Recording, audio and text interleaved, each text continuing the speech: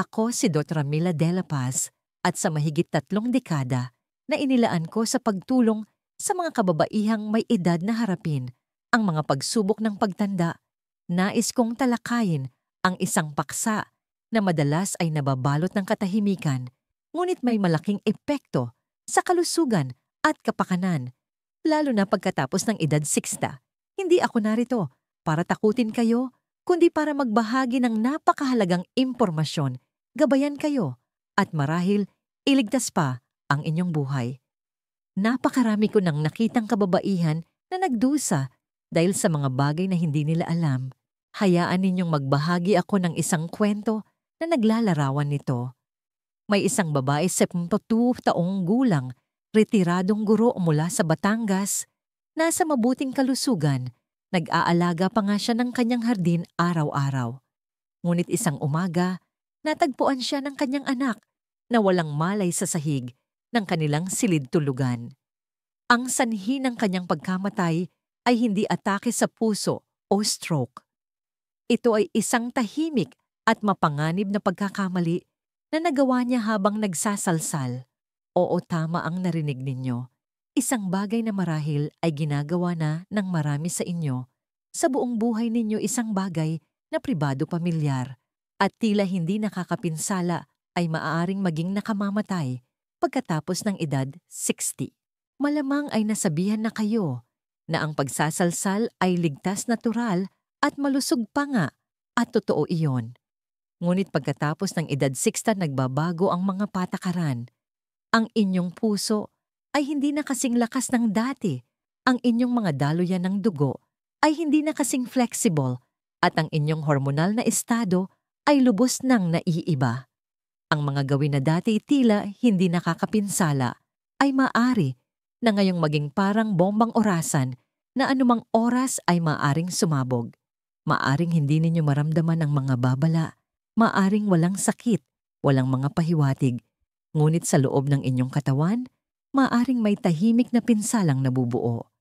Madalas itong nagsisimula sa ilang mga nakatagong pagkakamali. Ngayon, ilalantad ko ang 5 pagkakamali sa pagsasalsal na madalas gawin ng mga kababaihang may edad na nang hindi nila namamalayan, mga pagkakamali na maaaring tahimik na magpahina ng inyong puso, magbigay ng pilay sa inyong pelvic floor, guluhin ang inyong hormonal balance at magnakaw pa ng mga taon mula sa inyong buhay. Ngunit hindi ako hihinto roon. Ipapakita ko rin sa inyo kung paano itama ang mga gawin na yon, kung paano bawiin ang kontrol, manatiling ligtas, at panatilihing buhay ang inyong pagiging malapit sa iba hanggang sa inyong 70s, 80s, at higit pa. Ito ay hindi lamang tungkol sa pagsasalsal.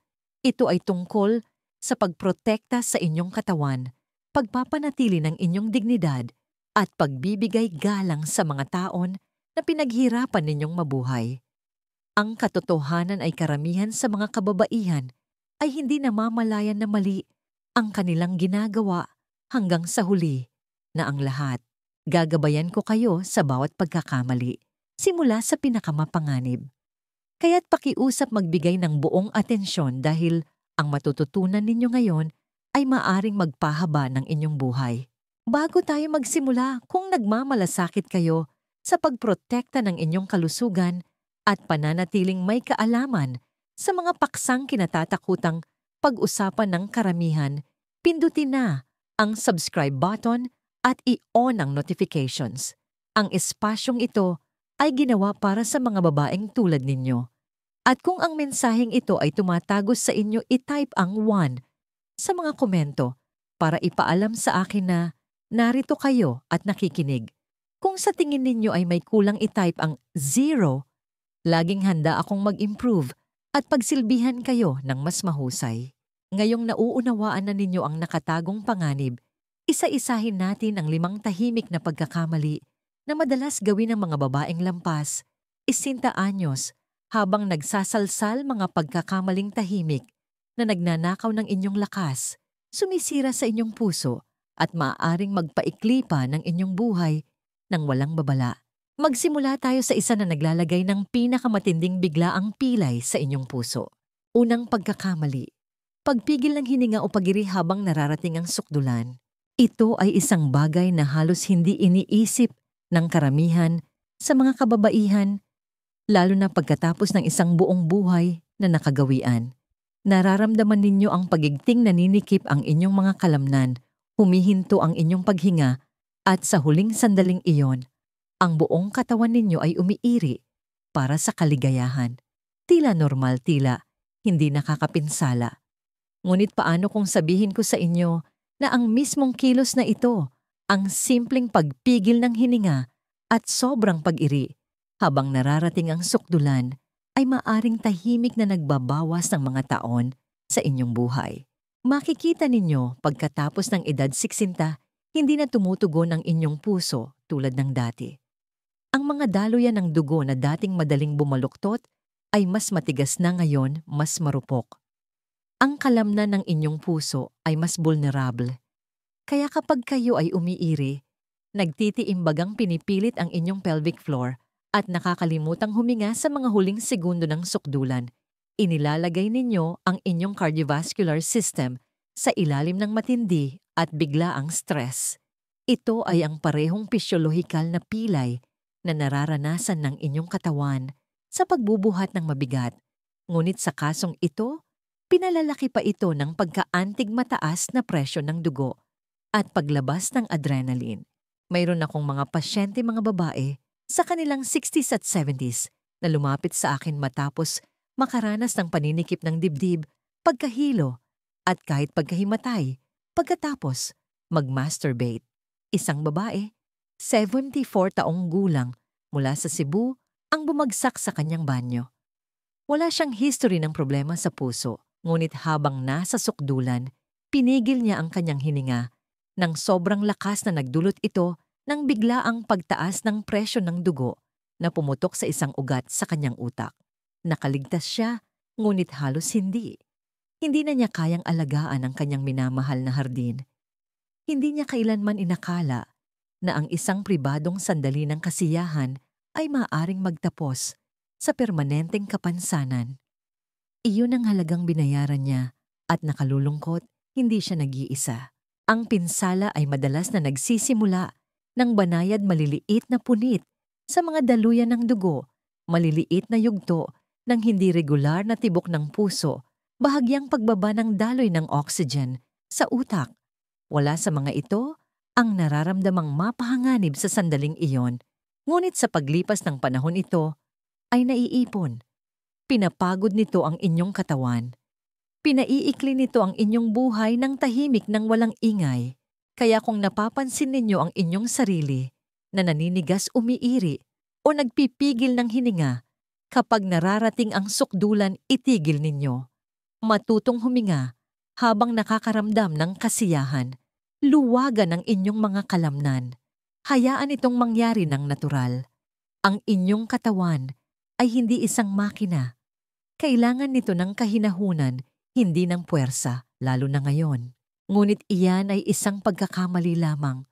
May isa pa mas karaniwan at kasing panganib na ginagawa ng mga kababaihan nang hindi man lang namamalayan.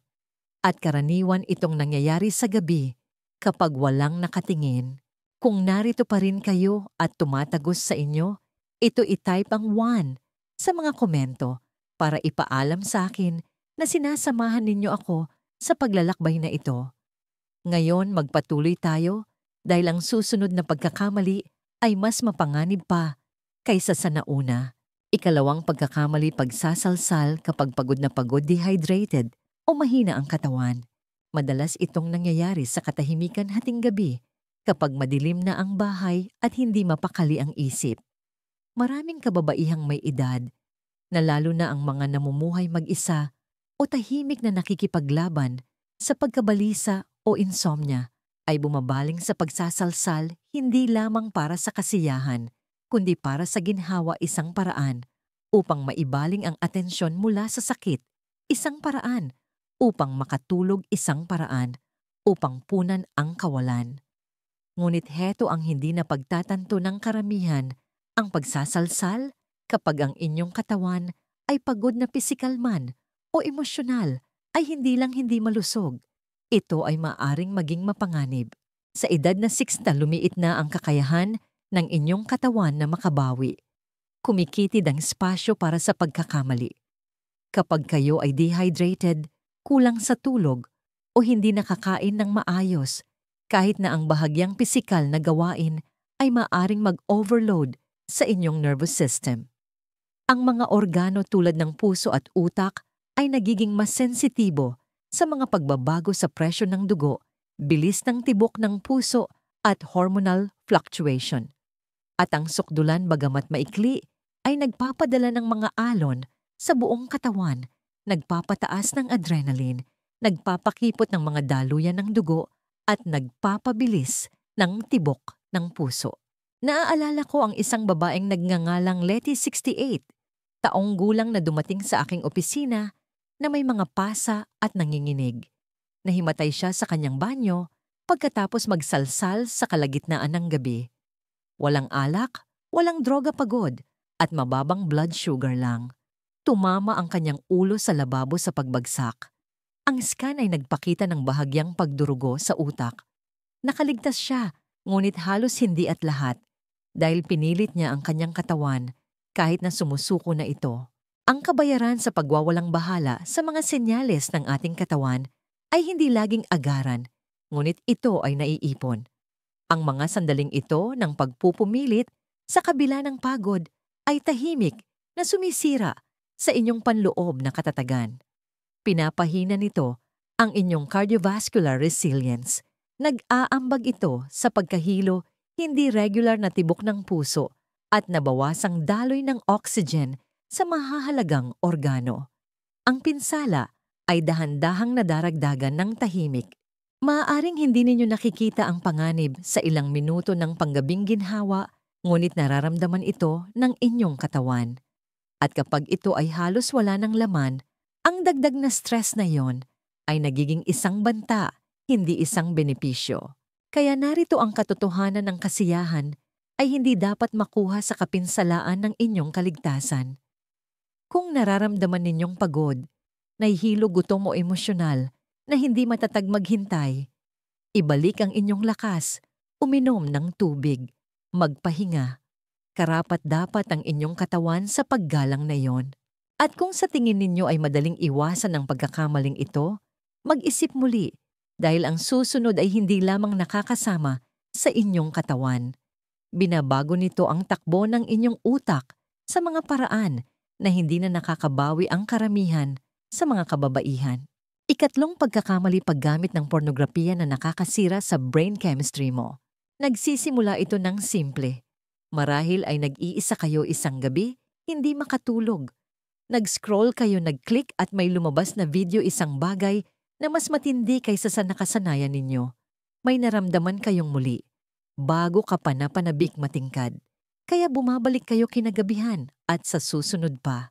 Ang hindi ninyo namamalayan ay ang inyong utak, ang parehong utak na tumutulong mag-regulate ng inyong mood pressure ng dugo, memorya at sexual function ay dahan-dahang binabago sa bawat pag-click. Sa edad na ito, mas sensitibo ang inyong utak kaysa dati. Ang dopamine, ang kemikal sa likod ng pagkaantig at gantimpala, ay hindi na dumadaloy ng kasing laya o kasing tatag tulad ng dati.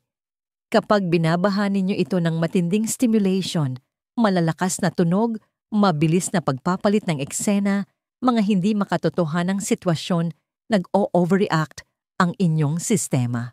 Sa paglipas ng panahon ito, ay nagiging desensitized o manhid. Kailangan ninyo ng mas marami para makaramdam ng mas kaunti. At nang hindi namamalayan tumitigil na kayong tumugon sa totoong mundo ang banayad na haplos ng inyong kapareha, ang init ng balat, ang ganda ng tunay na pagiging malapit.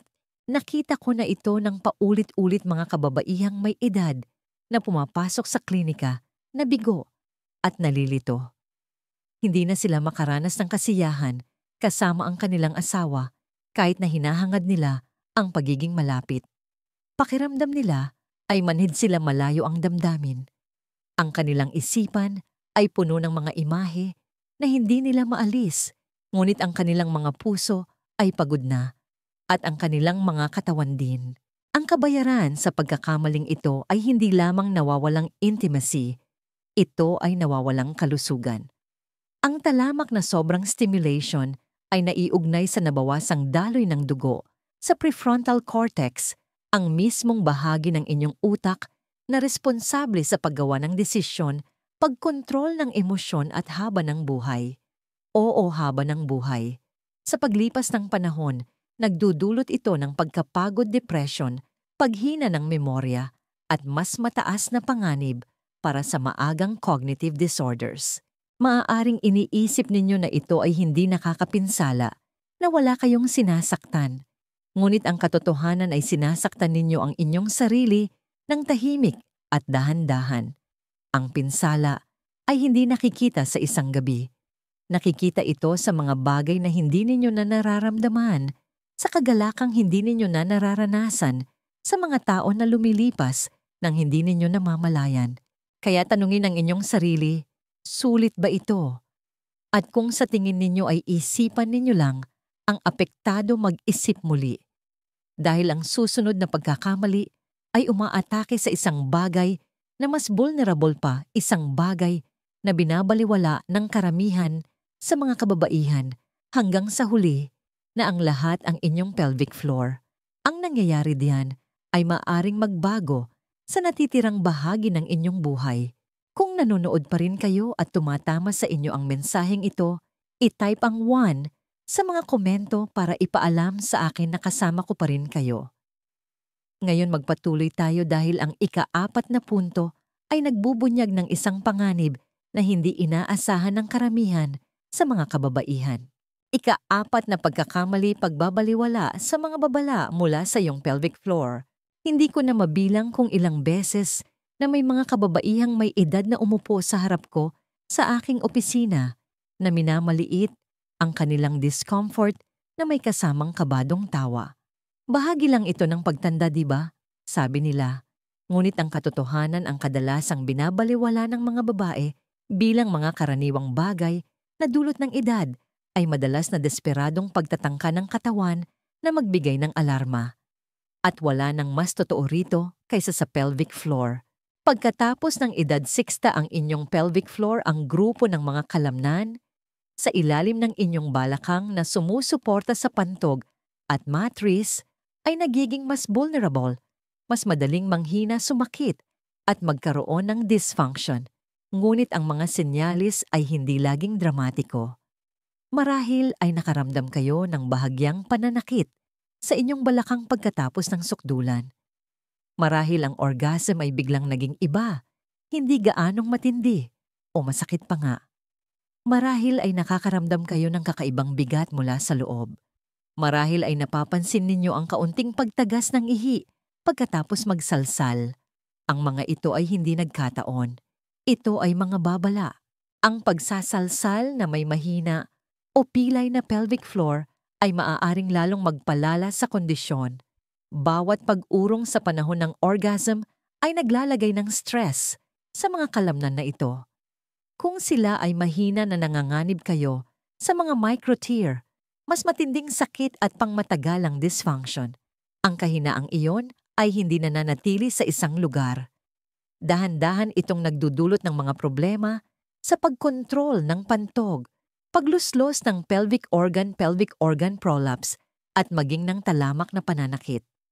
Sa paglipas ng panahon, nag-aambag ito hindi lamang sa pisikal na discomfort, kundi sa pagkawala ng tiwala, sa sarili pag-iwas sa intimacy, at pagbaba ng kalidad ng buhay. Isa sa mga pasyente ko, isang 61 taong gulang na babae na nagngangalang Delia, ay ilang buwan nang nakakaramdam ng bigat sa kanyang balakang, ngunit walang sinasabi. Inakala niyang bahagi lang ito ng pagtanda. Patuloy siyang nagsalsal, binabaliwala ang discomfort, iniisip na hindi ito nakakapinsala. Nang sa wakas, ay nagpatingin siya, mayroon na siyang malalang bladder, prolapse, na nangailangan ng physical therapy at isang pessary. Inabot ng buwan na paggamot para maibalik sa dati ang pinsala at maswerte pa siya. Ang kabayaran sa pagwawalang bahala sa mga sintomas na ito ay maaaring maging mapaminsala. Ang ilang kababaihan ay nawawala ng kontrol sa kanilang pantog. Ang iba ay tahimik na nagdurusa sa talamak, na pananakit ng balakang, at ang ilan sa kasamaang palad ay nauuwi sa operasyon na maaari sanang naiwasan. Pakiusap pakinggan ang inyong katawan. Ang pagsasalsal ay hindi mapanganib sa kanyang sarili. Ngunit ang paggawa nito, habang ang inyong pelvic floor ay mahina masakit o hindi malusog, iyan ay isang sugal na ayaw ninyong tayaan. At habang ang pelvic floor ay may sariling mga panganib, may isang huling pagkakamali na mas malalim ang tama, hindi lang sa katawan, kundi sa puso. Ito ang hindi pinag-uusapan ng sinuman, ngunit tahimik na nagnanakaw ng mga taon mula sa milyon-milyong kababaihan. Pag-usapan natin ito. Ikalimang pagkakamali, pagsasalsal ng nag-iisa upang iwasan ang intimacy. Mahirap itong pag-usapan dahil hindi lamang ito tungkol sa katawan. Ito ay tungkol sa puso sa kaluluwa. At para sa maraming kababaihang, may edad na ito ang tahimik na sakit na hindi kailanman nababanggit ng malakas. Sa paglipas ng mga taon, nakipag-usap ako sa daan-daang kababaihan sa kanilang 60s, 70s, kahit 80s, na nagsabing regular pa rin silang nagsasalsal, hindi para sa kasiyahan, hindi para sa pagnanasa, kundi dahil mas madali ito kaysa sa koneksyon. Hindi ito nangangailangan ng pagiging vulnerable. Hindi ito nanganganib sa pagtanggi. Mas ligtas ang pakiramdam kaysa sa pakikipag-ugnayan. Ngunit sa paglipas ng panahon, ang gawin na ito ay nagiging higit pa sa isang pribadong gawain. Ito ay nagiging isang pader, isang tahimik na pag-atras mula sa mundo. Ang nagsimula bilang isang hindi nakakapinsalang paraan ng pagpapaginhawa sa sarili ay maaaring maging talamak na emosyonal na pag-iisa. Tumitigil kang sumubok. Tumitigil kang makipag-ugnayan. Tumitigil kang hayaan ang iyong sarili na makita. At narito ang katotohanang ayaw harapin ng marami ang talamak na kalungkutan ay nakamamatay. Hindi ito nangyayari sa isang dramatikong paraan. Nangyayari ito ng dahan-dahan, unti-unting nababawasan ng tawa, bawat araw unti-unting dumarami ang pagkabalisa. Tumaas ang presyo ng dugo. Nagiging pira-piraso ang tulog. Humihina ang immune system, dumarating ang depression, at sa paglipas ng panahon, ang katawan na dating masigla at tumutugon ay nagsisimulang masira. Malinaw ang agham, ang mga kababaihan na nabubuhay sa matagal na emosyonal na pag-iisa, kahit na malusog sa pisikal, ay nasa mas mataas na panganib ng maagang pagkamatay, umaabot ng hanggang 26%. Hindi dahil sila ay may sakit, kundi dahil ang katawan ng tao ay hindi kailanman idinisenyo upang mabuhay ng walang haplos pagmamahal at emosyonal na pagiging malapit. Ang pagsasalsal ng nag-iisa ay maaaring magbigay ng pansamantalang ginhawa, ngunit ninanakaw nito sa katawan ang isang bagay na mas mahalaga, koneksyon. Naaalala ko ang isang babaeng nagngangalang Elena, 76 taong gulang. Byuda na siya sa loob ng 10 taon. Sinabi niya sa akin na tumigil na siyang makipag-date dahil pakiramdam niya ay masyado na siyang matanda pagod at nahihiya sa pagbabago ng kanyang katawan. Mas madali lang kapag mag-isa, sabi niya. Ngunit sa parehong hininga inamin niyang pakiramdam niya ay manid siya nawawala, hindi nakikita. Hindi siya namamatay dahil sa sakit. Namamatay siya dahil sa kawalan ng koneksyon. Ang kabayaran sa pagkakamaling ito ay hindi nasusukat sa mga sandali. Nasusukat ito sa mga taong nawala, sa kalungkutan, sa mga relasyong hindi sinubukan, sa init na hindi na muling naramdaman. Ang pagsasalsal ay hindi dapat pumalit sa intimacy. Dapat itong umakma rito. At sa yugtong ito ng buhay, karapat-dapat kayo sa pareho. Ngayong natuklasan na natin ang 5 nakatagong pagkakamali, huminto muna tayo sandali. Dahil ang pinakamahalaga ay hindi lamang ang pag-iwas sa panganib, kundi ang pag-unawa kung paano protektahan ang inyong kalusugan, inyong puso, at inyong kinabukasan. Ang tunay na halaga ng pagwawalang bahala sa mga senyales. Kung umabot kayo hanggang dito, alam na ninyo na ang usapang ito ay hindi talaga tungkol sa pagsasalsal. Ito ay tungkol sa isang bagay na mas malalim. Ito ay tungkol sa mga tahimik na paraan na madalas nating mga kababaihan na binabaliwala ang ating kalusugan, isinasantabi ang ating sakit at nananahimik tungkol sa kung ano talaga ang nangyayari sa loob natin. At minsan, ang katahimikang yon ay may kapalit na hindi natin namamalayan hanggang sa huli na ang lahat. Napag-usapan natin ang mga pisikal na panganib, kung paano ang pagpigil ng hininga o sobrang pag-iri ay maaring biglang magpabigay sa isang pusong hindi na kasing tatag ng dati. Tiningnan natin ang mga panganib ng pagpapagod sa sarili. Kapag ang katawan ay halos wala ng laman, itinutulak ito lampas sa mga limitasyon nito para sa ilang sandali ng ginhawa. Ginalugad natin kung paano ang patuloy na baha ng mga artipisyal na imahe mula sa pornografiya ay hindi lang nagbabago ng inyong pagnanasa. Binabago nito ang inyong utak. Dahan-dahang sinisipsip ang kagalakan mula sa tunay na koneksyon at intimacy. Inilantad natin kung paano ang pagwawalang bahala sa mga sintomas ng pelvic floor, ang mga maliliit na babala na kadalasang binabaliwala ng mga babae ay maaaring tahimik na humantong sa pangmatagalang pinsala o mas malala pa. At nagtapos tayo sa pinakamahirap na katotohanan sa lahat, ang emosyonal na halaga ng paghihiwalay sa sarili ng pagpili ng solong ginawa kaysa sa ibinahaging intimacy at kung paano ang dahan-dahang pagkakahiwalay na iyon mula sa iba ay maaring tahimik na kumuha ng mga taon mula sa inyong buhay, hindi sa drama, kundi sa katahimikan. Nakipagtulungan ako sa mga kababaihan. Sa buong karera ko, mga matatag na babae, matatalinong babae, kahangahangang mga babae, na hindi alam kung gaano na sila kalapit sa bingit hanggang sa pinilit sila ng kanilang mga katawan na huminto. Ang layunin ko ngayon ay hindi ang hiyain o takutin kayo. Ito ay upang mag-alok ng isang salamin, isang sandali ng paghinto, isang pagkakataong pakinggan kung ano ang maaring ibinubulong sa inyo ng inyong katawan at espiritu sa loob ng maraming taon.